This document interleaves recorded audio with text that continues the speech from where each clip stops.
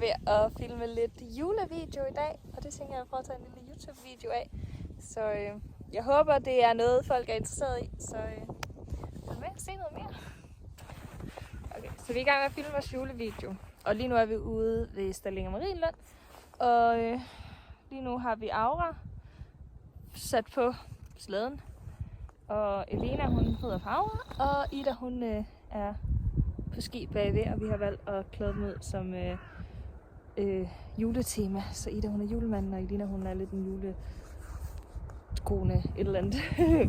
Så, og så tager vi lidt video, jeg har kameraet med her, og de triller rundt dernede. Så ja. Der er mange af jer, der undrer over, hvorfor det ikke er mig, der er en ridder eller er på kalk, men det er egentlig fordi, det er mit kamera, vi bruger. Og jeg kender indstillingerne, jeg kender hvordan det skal være, så derfor er det bare mig, der filmer på jorden i dag. Men jeg skal stadig prøve at kalke det efter. Ja.